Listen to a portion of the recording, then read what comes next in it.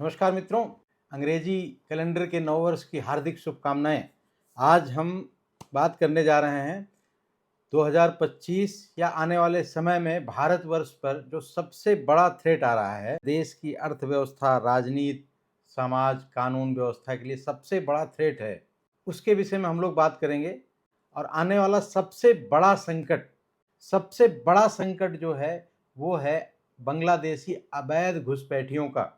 और ये संकट बहुत पहले से है, ऐसा नहीं कि आज का पैदा किया गया संकट है। माना यह जाता है कि 3 से 5 करोड़ बांग्लादेशी घुसपैठिए भारतवर्ष में रह रहे हैं इल्लीगल तरीके से, और ऐसा नहीं कि इसके विषय में आवाज नहीं उठाई गई। अगर हम पहले देखेंगे तो 1964 में जब नेहरू जी प्रधानमंत्री थे, उस समय आप 13 जनवरी 1964 वहां पे संसद में अटल बिहारी वाजपेयी ने खड़े होकर बांग्लादेशी अवैध घुसपैठ जो असम में हो रही थी उसके विषय में उन्होंने राष्ट्रपति के अभिभाषण प्रस्ताव पर चर्चा के समय ये बात कही कि किस तरह से बांग्लादेशी वहां घुसपैठ करते जा रहे हैं। वो बात आगे बढ़ते बढ़ते आप देखेंगे 1998 में असम के गवर्नर ए.के. सिन्हा जी ने राष्ट्रपति को अपनी एक रिपोर्ट भेजी, जिसमें उन्होंने बड़े स्पष्ट शब्दों में ये लिखा था कि जिस तरह से बांग्लादेशी अवैध रूप से घुस रहे हैं भारतवर्ष में और असम में खास करके, न एक दिन अवश्य आएगा जब ग्रेटर बांग्लादेश की बात करेंगे। और आज वही हो रहा है बांग्लादेश में। आज बांग्लादेश इस लेवल तक पहुंच गया है, वैसे तो अस्थिर है, भीख मांग रहा है, बिल्कुल घुटनों पे है, लेकिन बातें उनकी जो इस्लामिक जिहाद उनके अंदर भरा हुआ है। वहाँ के जो स्टूडेंट लीडर हैं वो ग्रेटर बांग्लादेश की बात कर रहे हैं। वो कह रहे हैं कि हम आसाम और सेवन सिस्टर्स तक कि बिहार का कुछ क्षेत्र और उड़ीसा, सबको, बंगाल तो उनका ही है, वो मानते हैं कि कलकत्ता तो हमारा ही था, दुर्भाग्य से चला गया भारत में। ये पूरा क्षेत्र लेने की थ्रेट कर रहे हैं, योजना बना रहे हैं और उस पर कार्य कर रहे हैं। और उनका ये मानना है कि जो बांग्लादेशी घुसपैठिए भारतवर्ष में बैठे हुए हैं 3 से 5 करोड़, ये उस दिन उनका साथ देंगे। और ये बात ऐसे हवा में नहीं कह रहे हैं, वो उनके अंदर जो गजवाए हिंद की भावना भरी गई है, शुरू से ही इनको मदरसों के माध्यम से या इस्लामिक स्कॉलर्स के माध्यम से, तकरीरों के माध्यम से ये बताया जाता है कि भारतवर्ष पर कभी मुसलमान मुगल शासन करते थे और वो हमें लेना ही है, वो दारुल इस्लाम बनाना है। इस तरह की जो भावनाएं भरी जाती हैं, उसी का परिणाम है। आप देख रहे हो कि आपका सब्जी वाला, खुमचा वाला, जहां भी आप देखते हो, उसमें से अगर आप ठीक से उनको ऑब्जर्व करें तो वो हर दूसरा जो बेचने वाला आपका ठेले वाला है वो बांग्लादेशी निकलेगा। वो बताते हैं कि हम बंगाल से हैं, हम कलकत्ता से हैं, हम मालदा से हैं, लेकिन वो होते नहीं हैं। उनकी भाषा जो बांग्लादेशी कोई बंगाली हो, उससे बात करवा के देख लीजिए तो वो पता हो जाएगा कि ये बांग्लादेशी है। सरकार अपने लेवल पर क्रैक डाउन कर रही है, सरकार अपना काम कर रही है।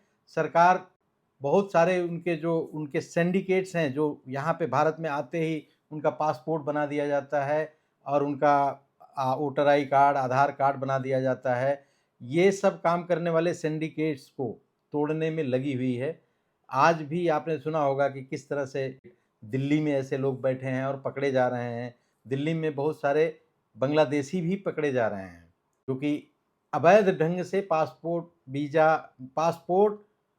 Voter I card, Aadhaar card ये तो इजीली बनवा लेते हैं तुरंत, जबकि ये भी इलीगल है, नॉन अवेलेबल है। दुर्भाग्यवश भारत की सीमा बांग्लादेश से जिस तरह से बंटवारा किया हमारे पूर्व मूर्ख राजनेताओं ने, भौगोलिक स्थिति देखेंगे तो कश्मीर से कन्याकुमारी तक लगभग 4000 किलोमीटर का भूभाग है। उतना ही भूभाग, 4000 से ज्यादा का भूभाग है बांग्लादेश का, भारत के बॉर्डर का।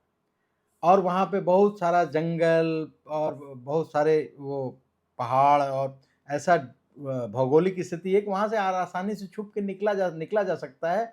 और चूंकि भारतवर्ष शुरू से ही पाकिस्तान और चाइना पर ध्यान देता रहा, पाकिस्तान से युद्ध लड़ता रहा या चाइना से, तो मतलब हमेशा अपनी उत्तरी और उत्तर पूर्व की सीमा को तो सुरक्षित किया काफी हद तक, लेकिन जो पूर्वी सीमा थी, जो बांग्लादेश था, जो म्यांमार था, इस एरिए को हम सुरक्षित नहीं कर पाए या हमारी सरकारों ने उतना ध्यान नहीं दिया।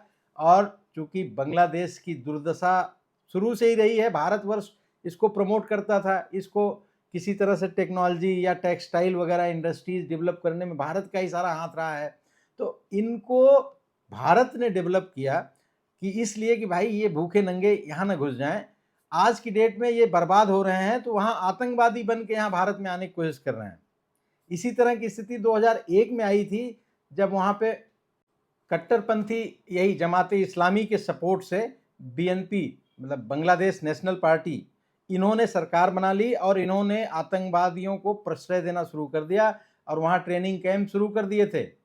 और 2002 में ही जब एक आतंकवादी कलकत्ता में पकड़ा गया और वो आईएसआई का एजेंट था, उस समय के तत्कालिक जो हमारे विदेश मंत्री थे यशवंत सिन्हा जी, उन्होंने संसद में बाकायदे ये बात कही है कि बांग्लादेश में ढाका जो है ये पाकिस्तान के हाई कमिश्नर और आईएसआई का नर्व सेंटर है और जो भारत के विरुद्ध आतंकी गतिविधियों में लिप्त है। बहुत स्पष्ट स्टेटमेंट था उनका। लेकिन कभी भी बांग्लादेशियों को भगाने का प्रयास भारतवर्ष ने नहीं किया। एक बार किया था 1992 में। 1992 की सरकार ने ऑपरेशन पुशबैक स्टार्ट किया था, जिसमें करीब 132 बांग्लादेशी दिल्ली में पकड़े गए थे। इनको जब भेजने की स्थिति आई तो हमारे यहाँ के लोगों ने प्रोपोगंडा मचाना शुरू कर दिया, हल्ला मचाना शुरू कर दिया कि ये बहुत ही गलत कर रही है सरकार, और इस तरह से नैरेटिव सेट किया कि ऑपरेशन पुशबैक को वापस लेना पड़ा। यहाँ तक कि 2022 में बीएसएफ ने बांग्लादेश बॉर्डर गार्ड्स को एक 99 सेंटर जो आतंकवादी प्रशिक्षण केंद्र चल रहे थे बांग्लादेश में, उसकी लिस्ट बाकायदे दी थी और कहा था कि यहाँ पे अलकायदा और कट्टर इस्लामिस्ट जो हैं, कट्टर इस्लामिस्ट, अलकायदा और रोहिंग्याओं का एक मिला जुला समन्वित रूप से वहाँ आतंकवादी कैंप चल रहे हैं, इसको नष्ट किया जाए, इसको रोका जाए। लेकिन वो भी 2 साल बाद फिर जैसे ही यूपीए सरकार आ गई, वो ठंडे बस्ते में चला गया। यूपीए सरकार या हमारे यहाँ तो बहुत सारे ऐसे सिंपैथाइजर हैं इनके, जो आने वाली समस्या को नहीं समझ पा रहे हैं कि भारतवर्ष में होने क्या जा रहा है। जिस हिसाब से ये रोहिंग्या और बांग्लादेशियों को सपोर्ट करते हैं, मुझे लगता है कि इनकी आंख पर बिल्कुल धूल पड़ गई है। सिर्फ सत्ता प्राप्त करने के लिए इतने बड़े संकट को ये अवॉइड कर रहे हैं या इसके साथ खड़े हैं। इस तरह की बातें जो चल रही हैं इस देश में, ये देश बिल्कुल बारूद पर बैठने जा रहा है, बारूद पर बैठा ही है, बस मौके की तलाश में है। ये रोहिंग्या, बांग्लादेशी और कट्टरपंथी इस्लामिस्ट भी हमारे देश में भी जो हैं, ऐसा नहीं है कि बांग्लादेश और पाकिस्तान में ही पाए जाते हैं, ये भारतवर्ष में खूब भरे पड़े हैं। इन सब को एक मौके की तलाश है जब ये भारत के फिर टुकड़े करें, और ये देश की सबसे बड़ी समस्या है। इसलिए चूंकि हम इस देश के नागरिक हैं, ये देश हमारा देश रहने वाले हैं, हम सनातनी हैं, और हमें सावधान रहना पड़ेगा इस थ्रेट से कि जो भी बांग्लादेशी, रोहिंग्या, इस टाइप के लोग हमें मिलें, हम उसकी सूचना पुलिस को दें, उसको पकड़वाएं, उसको डिपोर्ट करवाएं।